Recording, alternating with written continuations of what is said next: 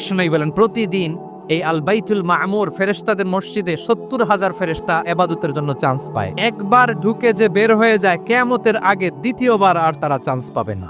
ওইটা শেষ, এরপরে সিদরাতুল মুনতাহা সীমান্ত বৃক্ষ, এটা আরো বড়। ফেরেশতাদের জ্ঞান সীমানা ওইখানেই শেষ, এর উপরে কি হয় ফেরেশতারা আর জানে না। সিদরাতুল মুনতাহার এরিয়া শেষ, এরপরে শুরু হয় আল্লাহুল মাহফুজ, কোরআনের বাড়ি। এটা মিন দুররাতিন বাইদা, সাদা ঝকঝকে ডায়মন্ড দিয়ে আল্লাহ বানাইছে। আমাদের সবার তাকদীর ভাগ্যলিপি ওইখানে লেখা। ওইটা শেষ, এরপরে শুরু হয় লা জামান লা মাকান এরিয়া। ওইখানে কোনো জামান নাই, মাকান নাই, no time no space area শুরু। ওইখানে কুরসি, যেখানে আল্লাহ পা রাখেন বা কুদরতি পা রাখেন। বড় রাজা বাদশারা সিংহাসনে বসে পা রাখে একটা টেবিলের উপর, শাহী টেবিল, ওইটার নাম কুরসি। আল্লাহ বলে ওয়াসিআ কুরসিয়ুহুস সামাওয়াত ওয়াল আরদ। আল্লাহর এই কুরসিটা এতক্ষণ যা বললাম এই সবগুলোর চাইতেও বড়।